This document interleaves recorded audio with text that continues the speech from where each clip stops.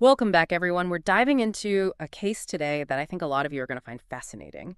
It's one that's been debated, dissected, analyzed for over a century now, Oh, absolutely. the Lizzie Borden case. Back in 1892 in Fall River, Massachusetts. So you shared this article with us that really gets into the nitty-gritty Yeah. of the case, the trial, the aftermath. I mean, it's got everything. It's like a true crime story that just grabs you from the start. It really does. And it's one of those cases that even though it happened so long ago, it still feels so relevant. These themes of family, betrayal, Hmm. and of course, the whole mystery surrounding it. Exactly. And it's not just some dusty old story. This case has had a lasting impact. I mean, the house is a museum now. People still visit Fall River just to see where it all happened. Oh, for sure. It's like seeped into our culture. Totally. And that's what we're going to do today. We're going to go deep, unpack all the details, and hopefully, shed some light on this enduring mystery. So before we jump into that fateful day in August, let's set the scene a bit.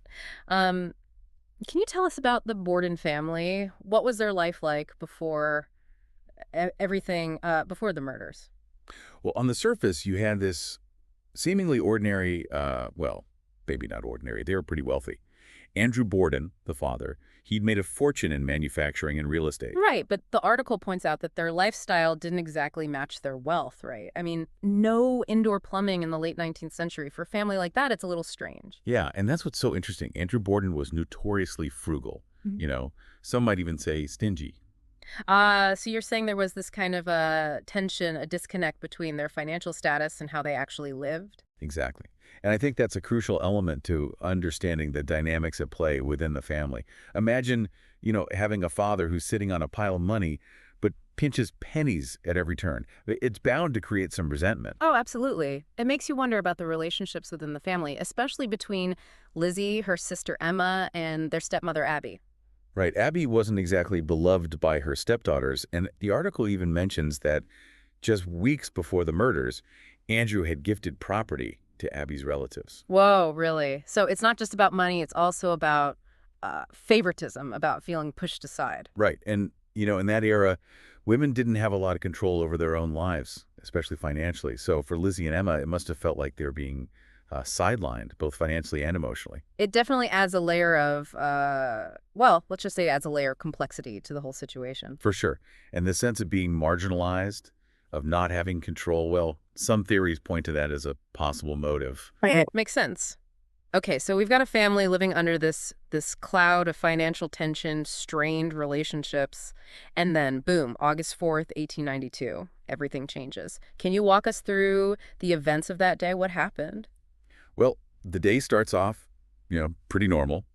Lizzie's uncle, John Morse, is visiting. They all have breakfast together. Okay. Then Andrew and John, they head to the sitting room, probably to talk business, maybe even about more property transfers. Oh, so the tension's already there, simmering beneath the surface. Exactly. After John leaves to run some errands, Andrew goes out for his morning walk, and Abby heads upstairs to make the guest room bed. And that's actually significant because it was a chore usually done by Lizzie and Emma. So she's alone, vulnerable. Exactly. And that's when it happens. Abby is brutally attacked, struck multiple times in the head, most likely with an axe or hatchet. Oh my gosh. The brutality of the attack, it suggests a level of rage that's just, well, it's chilling. It's absolutely horrifying. So where's Lizzie during all this? What's she doing while this is happening? Well, that's one of the biggest questions, and it becomes a central point of contention throughout the entire case. Lizzie's whereabouts during the murders are unclear. Some accounts place her in the barn, others say she was inside. And her own statements are, well, they're contradictory. They change over time. So we've already got this element of mystery, of unreliable narration. Right. And while this is going on, while Abby's body is lying upstairs, Andrew returns home from his walk. Okay. He can't get in because the door's jammed, so he's knocking, and Bridget, the maid, she's trying to help him get in. And that's when, according to Bridget's testimony, she hears Lizzie laughing. Laughing from upstairs while her stepmother's body is, I mean, that's really strange. It's a detail that has fueled endless speculation. Did Lizzie actually see the body? Was the laughter a sign of guilt, or was it just, a nervous reaction to a stressful situation? We just don't know for sure. It's hard to imagine reacting that way in the face of such horror.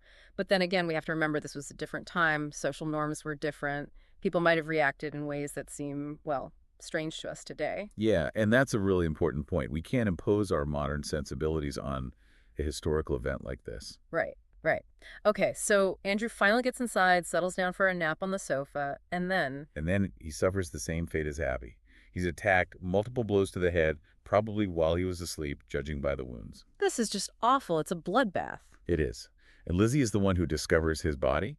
The way she reacts to the police when they arrive, that becomes a major focus of the investigation. I bet. So how does she act? What does she say? Well, her behavior is, to put it mildly, odd. She's very calm, almost detached, and her responses to the police are, well, evasive at times. Her alibis change as the questioning goes on.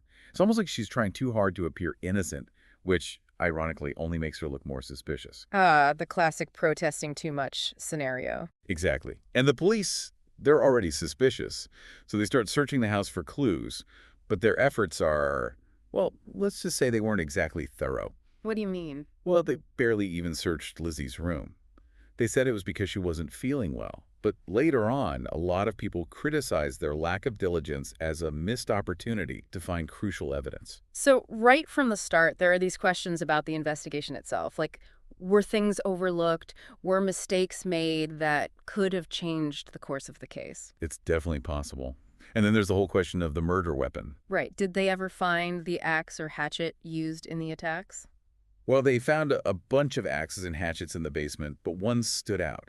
It had a broken handle, and the break looked fresh. But the thing is, the dust and ash on the head of the axe, it looked like it was deliberately put there, like someone tried to make it seem older than it actually was. So maybe the murder weapon, but also maybe an attempt to cover something up to mislead the investigation? Exactly.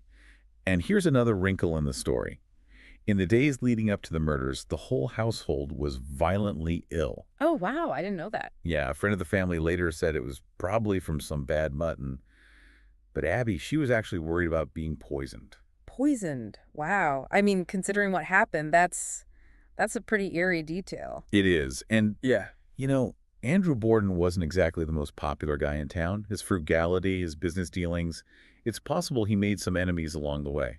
So we've got a family dealing with financial tension, strained relationships, and then boom, they all get sick. It's almost like the atmosphere in that house was just like primed for something terrible to happen. Yeah, I think that's a great way to put it. The illness, whether it was just bad luck or something more sinister, it adds to this sense of paranoia, of distrust that seems to have been hanging over the Borden household in those days leading up to the murders. It creates this backdrop of suspicion where it's hard to know who to trust, who might have had a motive, who might have had the opportunity. Yeah. So we've got this complex family dynamic, a gruesome crime scene, and right off the bat, the investigation seems to be hitting some roadblocks.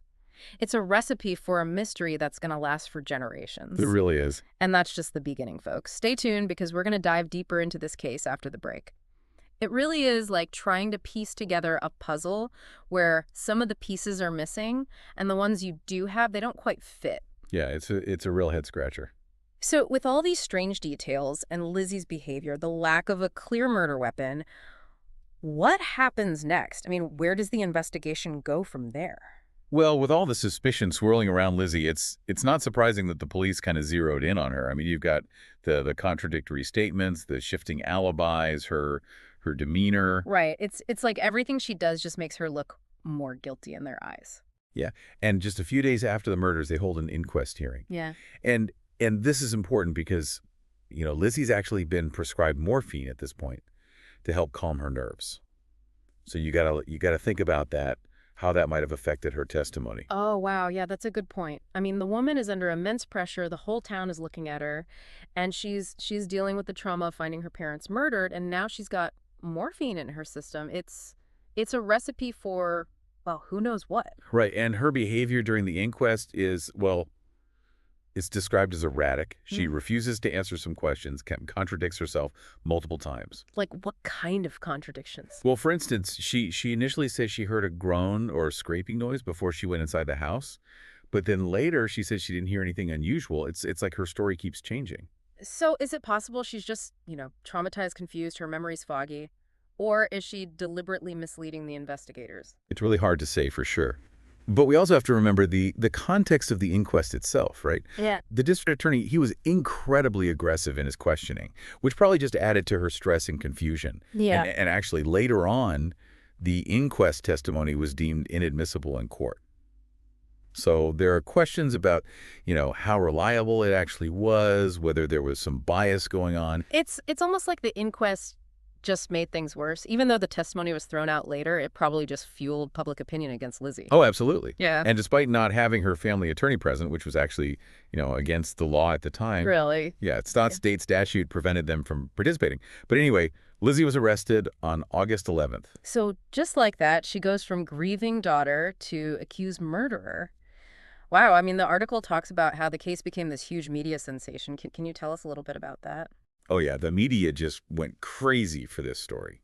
Newspapers all over the country, they were covering every little detail, every rumor, every speculation. It was one of the first real examples of like a true crime media spectacle. I can see why. I mean, it's got all the elements, right? Wealth, family drama, this brutal crime, and then this big question mark hanging over everything. Who did it? Exactly. And all that media attention, it definitely influenced public opinion. It created this atmosphere of suspicion around Lizzie before she even stepped foot in a courtroom. Yeah, it's like once the media gets hold of a story like this, it's hard to escape the spotlight, whether you're guilty or not. Yeah, absolutely. And speaking of the courtroom, the article goes into detail about the trial, which took place almost a year after the murders. It was quite a scene. Okay, so set the stage for us. What was the atmosphere like? So picture this.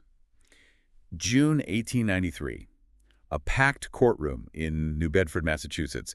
Everyone's there, reporters from all over, they're all just, hanging on every word. And Lizzie Borden, she's sitting there facing the jury, her life literally hanging in the balance. I bet the tension in that room was just palpable. Who were the main players, the loyals on each side? Well, the prosecution was led by Hosea M. Knowlton and this young up-and-comer named William H. Moody. He actually went on to become a Supreme Court justice. Wow, a Supreme Court justice. That's pretty impressive. Yeah, and then for Lizzie's defense, you had this really strong team led by Andrew V. Jennings, Melvin O. Adams, and former Massachusetts Governor George D. Robinson. So it was a real legal battle of the titans. What were some of the main points of contention? What did the prosecution focus on to try and prove Lizzie's guilt? Well, they relied a lot on circumstantial evidence. They really tried to paint this picture of Lizzie's guilt based on her behavior. They kept bringing up her contradictory statements, the shifting alibis, her demeanor. So basically, they're saying she's acting guilty, therefore she must be guilty. Kind of, yeah. And they also had a few key pieces of physical evidence. Remember Alice Russell, the family friend who testified that she saw Lizzie burning a dress in the stove just a few days after the murders? Right, right. And Lizzie said it was just stained with paint, but of course the prosecution saw it as, trying to destroy evidence. Exactly. And this is interesting. Lizzie's defense team, they never even challenged Russell's testimony about the dress. It's still a mystery to this day why they didn't do that. It seems like a pretty big missed opportunity. Yeah, it's almost like they were so confident in their other arguments that they didn't think it mattered. Maybe. They spent most of their time trying to poke holes in the prosecution's case, especially when it came to the murder weapon. That broken-handled hatchet we talked about. Well, the prosecution couldn't definitively prove that it was actually used in the murders. And there was all this conflicting testimony about a missing hatchet handle, which just made the whole thing even more confusing. So it's like a classic he said, she said situation. No clear weapon, no smoking gun. Exactly. And then the defense, they also attack the prosecution's timeline. They point out inconsistencies in witness statements about where Lizzie was at the time of the murders. Some people said she was in the barn. Others said they saw her inside the house. It's a mess. So we've got this back and forth between the prosecution trying to build a case based on Lizzie's behavior and a few questionable pieces of evidence, and the defense is, chipping away at that narrative, highlighting the lack of a clear weapon, the conflicting testimonies. It sounds like it was a pretty intense trial. Oh, it definitely was. And then you have this really dramatic moment where Lizzie actually faints in the courtroom. They're presenting evidence, and they bring out her parents' skulls, and Lizzie just collapses. Wow, that's incredible. I mean, did that help her case or hurt her case? It seems like it could go either way. It's hard to say. I mean, it could be seen as a genuine reaction, right? This woman is overcome with grief at the sight of her parents' remains. But then again, some people might see it as, a calculated move, trying to get sympathy from the jury. Yeah, I can see both sides of that. It's just another layer of complexity in this already complicated case. Absolutely. So after weeks of testimony, argument, speculation, the case finally goes to the What's the jury. verdict? After deliberating for just an hour and a half, the jury comes back with a verdict of not guilty. Not guilty. Wow. After all that, after a year of speculation, a dramatic trial, Lizzie Borden walks free. What happens next? I mean, does life just go back to normal? Well, that's the thing. It's hard to imagine how life could ever be normal after something like this. Lizzie and Emma, they move out of the house on 2nd Street and into a much grander home in what was then the fashionable Hill neighborhood of Fall River. And and Lizzie, she even starts going by Lisbeth. Lisbeth, it's like she's trying to reinvent herself, distance herself from the past. Yeah, and to some extent, it works. They have a staff, they're living comfortably. But the thing is, Fall River society never really fully embraces them. They're always going to be linked to the murders. There's always going to be that whisper of suspicion following them around. It's like sometimes even a not guilty verdict isn't enough.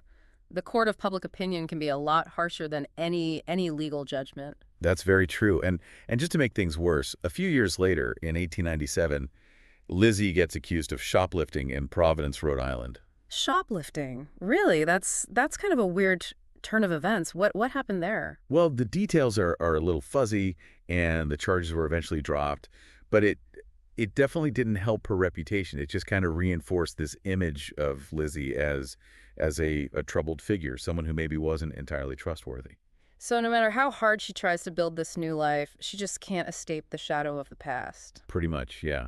And then there's her relationship with Emma. They actually have a huge falling out in 1905. Oh, wow, I didn't realize that. What happened? Well, reportedly, it was over a party that Lizzie threw for this actress named Nance O'Neill. Whatever happened, Emma moved out and never spoke to Lizzie again. It's just sad, after everything they went through together, the trauma, the scrutiny, they end up estranged. It's almost like the murders just tore their family apart. Yeah, it really shows the lasting impact of that event, how it just kept rippling outward, affecting their lives in so many ways. It's a reminder that trauma, grief, it can manifest in so many different ways. It can break even the strongest bonds. And speaking of endings, the article mentions that Lizzie died in 1927 from pneumonia. Right, and Emma, she passed away just 9 days later. They're buried side by side in the family plot in Oak Grove Cemetery. Wow. Together in death after being separated in life. It's almost poetic, but also, kind of tragic. Definitely, it's a fittingly melancholy end to this whole saga. So Lizzie and Emma are gone, but the questions about the murders, those remain. I mean, we've talked about all these strange details, the conflicting evidence, the strange behavior, but we still don't know for sure who killed Andrew and Abby Borden. That's right, and that's what's kept people fascinated for all these years. The lack of a definitive answer has led to all these theories, all these different interpretations of the events. Okay, so let's dive into some of those theories. I mean, obviously, even though she was acquitted, Lizzie is still the prime suspect for a lot of people. Some have suggested that she might have committed the murders in a fugue state, like a kind of temporary amnesia brought on by stress or trauma. Yeah, the fugue state theory, it's interesting, but it doesn't really explain everything. I mean, there's evidence of premeditation, like trying to make the hatchet look older. Right, and if you're in a fugue state, you're not really thinking clearly, so it doesn't quite add up. Exactly. And then there's John Morse, Yep. Liz's uncle, who was in the house the night before the murders. Some people have pointed the finger at him. But what would his motive be? Why would he want to kill Andrew and Abby? That's the thing. There's no clear motive. And his alibi, while it's been questioned over the years, it hasn't been completely disproven. So it's another dead end, basically. Pretty much. And then you have the theory about Andrew having an illegitimate son who might have, killed him for inheritance money or something. Oh, right. I remember reading about that. Yeah, but that's been pretty much debunked by genealogical research. It's a good example of how, assumptions and rumors can be challenged with careful investigation. So if it wasn't Lizzie, and it wasn't John Morse, and it wasn't some secret son, then who was it? I mean, the article even mentions this theory about Emma being involved. Yeah, that one was put forward by crime writer Frank Spearing. But it relies a lot on speculation and circumstantial evidence. It's an interesting idea, but logistically it's pretty hard to believe. So we've got all these theories, all these possibilities, but ultimately, we're no closer to knowing the truth. That's right. And that's part of what makes the Lizzie Borden case so fascinating, so enduring. It's a puzzle that we might never solve. It's like it allows us to play detective, Yeah. Huh. We can look at the evidence, consider all the different angles, and come up with our own conclusions. But in the end, the truth might be lost to history. And that's okay. Sometimes the unanswered questions are more intriguing than the answers themselves. They force us to think critically, to challenge our assumptions, to consider different perspectives.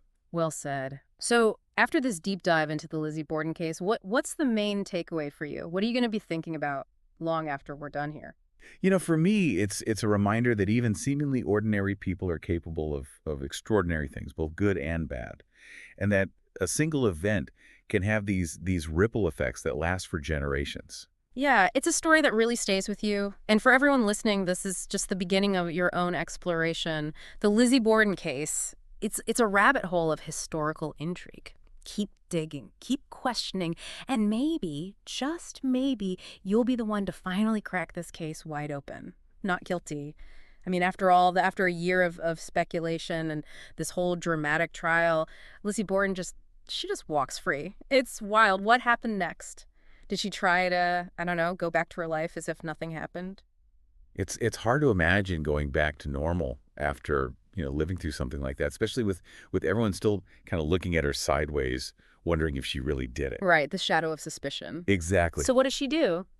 Well, Lizzie and Emma, they moved out of that house on Second Street. They bought a much bigger, fancier place in the Hill neighborhood. It was like the upscale part of Fall River back then. Ah, so a fresh start, new house, new neighborhood. Exactly. And Lizzie even started going by Lisbeth. Lisbeth. Yeah, It's like she's trying to create this whole new identity, leave the past behind. Yeah, I think that was definitely part of it. Did it work? I mean, to a point, yeah. They had a full staff. They were living comfortably, but Fall River society, they never really truly accepted them back in. There was always that stigma attached to them, that link to the murders. It's like a reminder that sometimes, even if you're found not guilty in a court of law, the court of public opinion is a whole other beast. Yeah, it's hard to escape that. And then, just to make things even more complicated, the article mentions this incident a few years later in 1897, where Lizzie's accused of shoplifting in Providence, Rhode Island. Oh yeah, that was a strange one. Shoplifting, what happened there?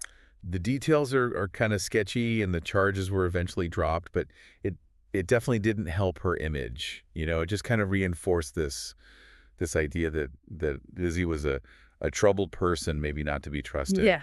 It's like she just couldn't escape the whispers, the side-eye glances, the constant suspicion. No matter what she did, the past just kept coming back to haunt her. And what about her relationship with Emma? Did they stay close after the trial? Sadly, no. They had this big falling out in 1905. Oh, wow. I didn't know that. What happened? Well, the story goes that it was over a party that Lizzie threw for this actress, Nance O'Neill. An actress? Interesting. Yeah, whatever happened at that party, it was enough to cause a permanent rift between the sisters. Emma moved out, and they never spoke again. It's just heartbreaking. After everything they went through together, all that trauma, the trial, the public scrutiny, and then in the end, they're estranged. It's like the murders just tore their family apart. I think that's a really insightful way to look at it. It shows how trauma can have these long-lasting effects, rippling out and impacting relationships even years later. And the story doesn't end there, right? The article says that Lizzie died in 1927 from pneumonia. Yeah, and Emma passed away just 9 days later. They're buried side by side in the family plot in Oak Grove Cemetery. Together in death after being separated in life. It's kind of poetic, but also incredibly sad. Definitely. It's a fitting end to this whole saga. Yeah. Full of tragedy and unanswered questions. So Lizzie and Emma are gone, but the mystery of who killed Andrew and Abby Borden, that's still with us. We've talked about the strange details, the conflicting evidence, her odd behavior, but we still don't have a definitive answer. We still don't know for sure who wielded that axe. And that's what makes the Lizzie Borden case so fascinating, so enduring. It's a puzzle that might never be fully solved. Yeah, but that doesn't mean we can't try to figure it out, right? Right. I mean, we can look at the evidence, we can consider all the different angles, the theories, and maybe we can come up with our own conclusions, even if those conclusions are different. Absolutely. I think that's part of the fun of exploring historical mysteries like this. It's it's like an intellectual exercise, you know. It forces us to think critically, to challenge our assumptions, to consider different perspectives. Well said. So, as we wrap up this deep dive into the Lizzie Borden case, what's your main takeaway? What are you going to be thinking about long after we sign off here?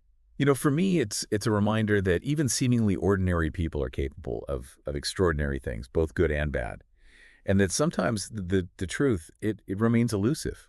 We might never know for sure what really happened in that house on Second Street, but that doesn't mean we can't learn from it.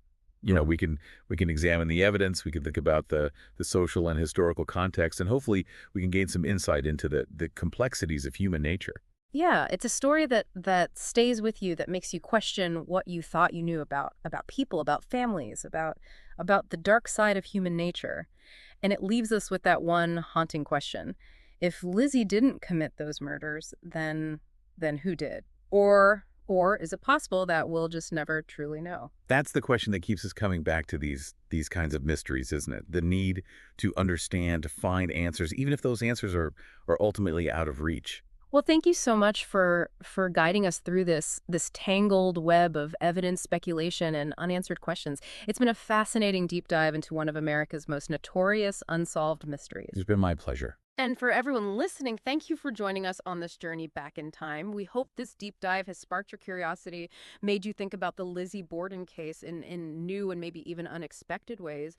Remember, history it's full of these kinds of stories, these mysteries waiting to be explored. So keep digging, keep questioning, and who knows, maybe you'll be the one to finally uncover the truth behind this enduring enigma.